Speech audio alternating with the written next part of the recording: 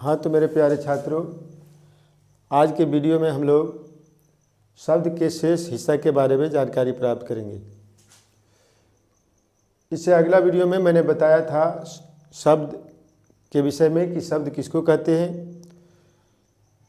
तो याद होगा तुम लोगों को कि वर्णों के सार्थक समूह को शब्द कहते हैं।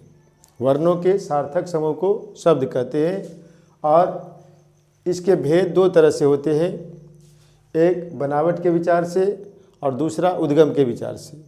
बनावट के विचार से मैंने अगले वीडियो में बताया था कि बनावट के विचार से शब्द के तीन भेद होते हैं, रूढ़, यौगिक और योग रूढ़। रूढ़, यौगिक और योग रूढ़। रूढ़ कहते हैं जिस शब्द का खंड करने पर अलग अलग का अर्थ नहीं निकले, जिसको उदाहरण स्वरूप मैंने अगले वीडियो में समझाया था।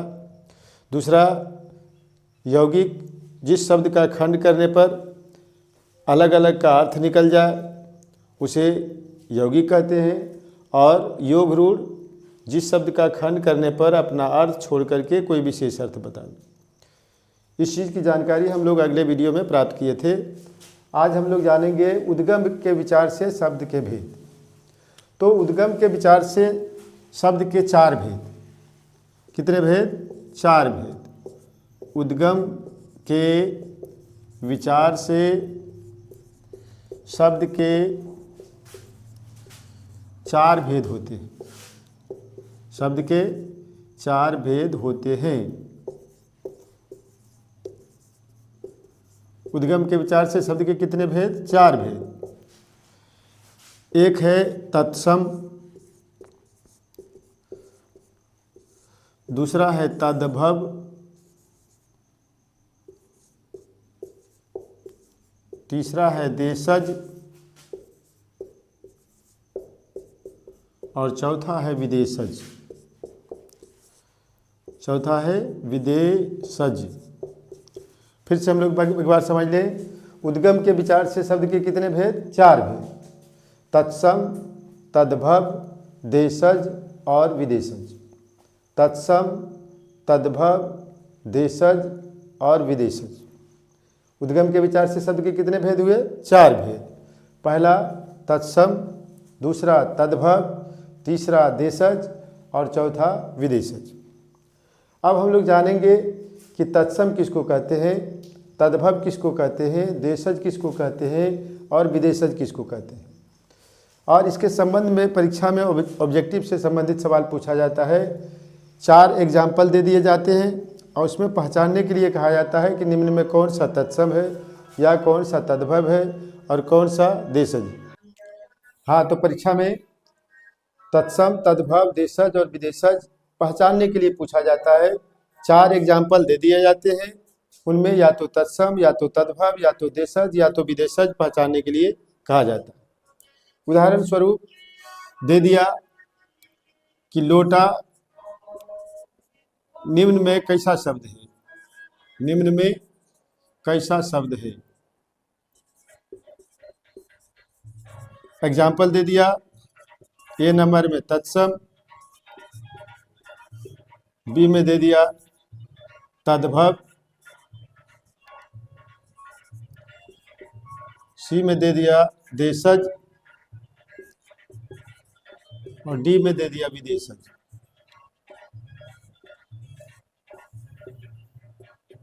तो इस वीडियो को बढ़िया से देखने के बाद, अच्छा से देखने के बाद हम लोग इस सारी चीज़ को पहचानने के लिए सीख जाएंगे। परीक्षा में इसी तरह से पूछा जाता है। उदाहरण दे दिया जाएगा कि लोटा या कोई शब्द लिख दिया जाएगा और उसको पहचानने के लिए कहा जाएगा कि ये कैसा शब्द है, तत्सम है, तद्भव है, देशज है या विदेशज है। तो इसकी जानकारी अभी हम दे रहे हैं, आप लोग बढ़िया से अच्छा से समझ जाएंगे।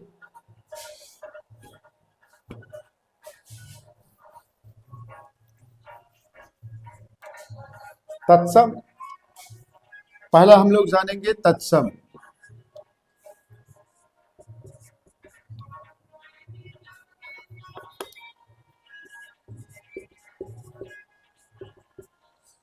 तत्सम किसको कहते हैं अच्छा से समझें। हिंदी में हम लोग जो भाषा लिखते हैं, वाक्य लिखते हैं, उसमें कुछ ऐसे शब्द होते हैं जो हिंदी के शब्द होते हैं, कुछ संस्कृत के भी शब्द मिले होते हैं, कुछ देश की भाषाएं भी मिली होती है और कुछ विदेश के शब्द भी मिले होते हैं। तो इन तरह से उसमें 4 तरह के शब्दों का मिश्रण होता है। या तो संस्कृत का शब्द होता है, या तो हिंदी का शब्द होता है, या तो देश की भाषा होती है, या तो विदेश की भाषा होती है। विदेश के भी कुछ शब्द ऐसे हैं जो कि हिंदी में ज्यों का त्यों प्रयोग किया जाता है, और कुछ देश के शब्द भी हैं जिसको हिंदी में ज्यों का त्यों प्रयोग किया जाता है, और कुछ संस्कृत शब्द भी हैं जिसको हिंदी में ही प्रयोग किया जाता है, जैसे तैसे हिंदी के रूप में, संस्कृत के रूप में।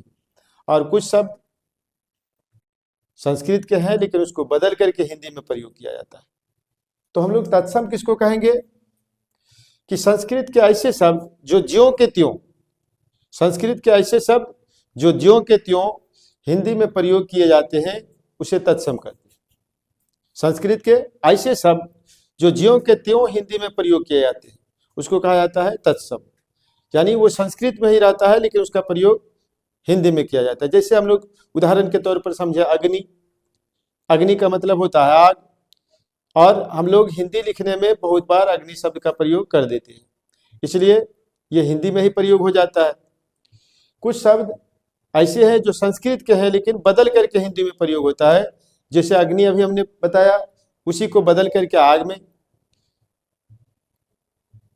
कपूर, जिसको संस्कृत में कर्पूर कहा जाता है, कर्पूर भी उसी तरह का संस्कृत शब्द है लेकिन उसको बदल करके हिंदी में प्रयोग किया जाता है।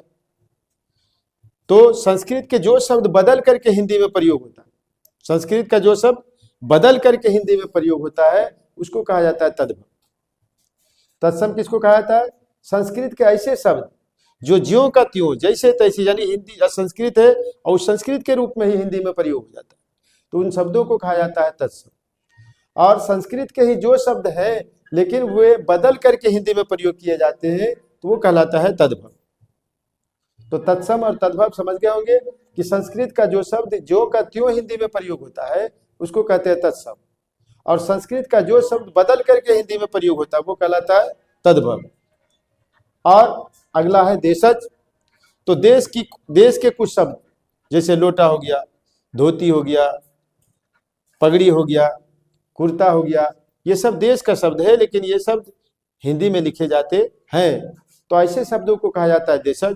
अर्थात देश का जो शब्द हिंदी में प्रयोग किया जाता है वो कहलाता है देशज। देश का जो शब्द हिंदी में प्रयोग किया जाता है वो कहलाता है देशज। और अगला है विदेशज। जैसे एक हम लोग उदाहरण ले, स्टेशन कैसा शब्द है? अंग्रेजी का शब्द। सिगरेट कैसा शब्द है? अंग्रेजी का शब्द। उसी तरह रिक्शा, ये कि इंग्लिश का शब्द नहीं, ये जापानी शब्द है। तो इन शब्दों का प्रयोग भी हम लोग जैसे के तैसे हिंदी में करते हैं, और बहुत बार तो ऐसा होता है कि कुछ शब्दों के हम लोग हिंदी में नहीं जानते हैं या हिंदी की जानकारी अच्छे से उसकी नहीं है, जैसे स्टेशन या सिगरेट, लेकिन हिंदी अंग्रेजी भाषा को हम लोग इसको अच्छी तरह से जानते हैं, इसका भी प्रयोग हिंदी में ज्यों का त्यों किया जाता है। तो ऐसे शब्द जो विदेश के शब्द हैं लेकिन हिंदी में प्रयोग किया जाता है उन शब्दों को कहा जाता है विदेश शब्द। तो स्पष्ट हो गया, संस्कृत के जो शब्द ज्यों का त्यों हिंदी में प्रयोग होता है तत्सम, संस्कृत का जो शब्द बदल कर हिंदी में प्रयोग होता है वो तद्भव, देश का जो शब्द हिंदी में प्रयोग किया जाता है वो देशज, और विदेश का जो शब्द हिंदी में प्रयोग किया जाता है विदेशज।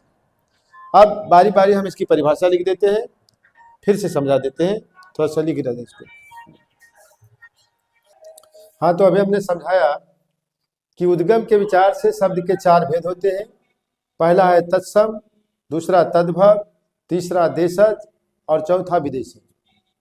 तत्सम किसको कहते हैं? संस्कृत का जो शब्द हिंदी में प्रयोग किया जाता है जैसे के तैसे। तद्भव, संस्कृत का जो शब्द बदल कर हिंदी में प्रयोग होता है। देशज, देश का जो शब्द हिंदी में प्रयोग किया जाता है।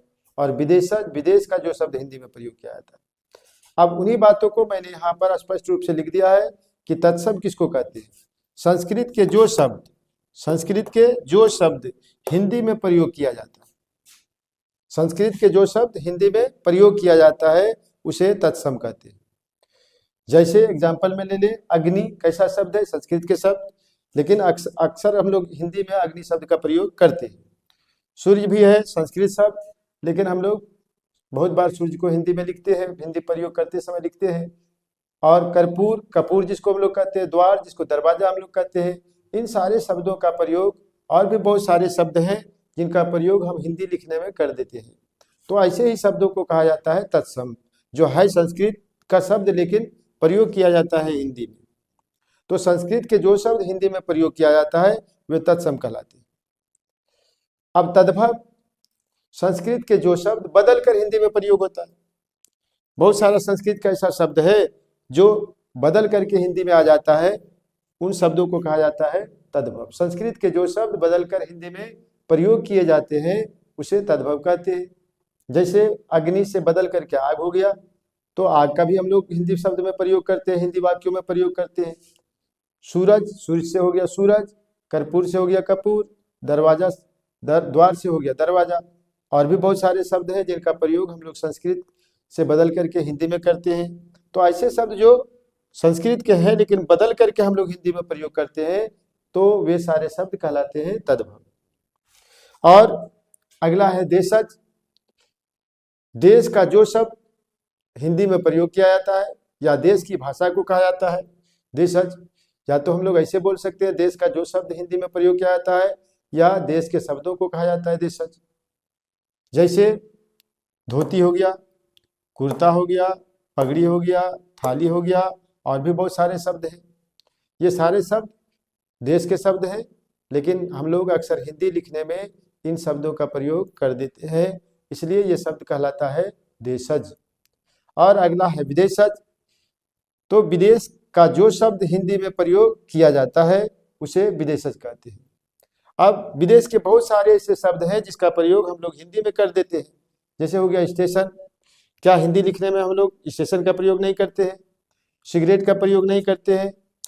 अव्वल, अव्वल एक अरबी भाषा, ये अव्वल का शब्द का भी प्रयोग हम लोग हिंदी में कर देते हैं। स्कूल एक अंग्रेजी भाषा, अंग्रेजी शब्द जिसको हम लोग प्रायः हिंदी लिखने में प्रयोग करते हैं। रिक्शा एक जापानी शब्द जिसका हम लोग प्रयोग हिंदी में कर देते हैं।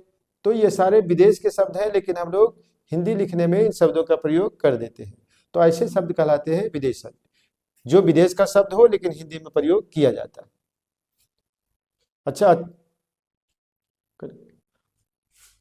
उम्मीद है कि आप लोग उद्गम के विचार से और अर्थ की बनावट के विचार से दोनों तरह से शब्द के बारे में अच्छा से जानकारी प्राप्त कर लिए होंगे। इस वीडियो को अवश्य देखें और इस चैनल को अवश्य लाइक और सब्सक्राइब करें। धन्यवाद।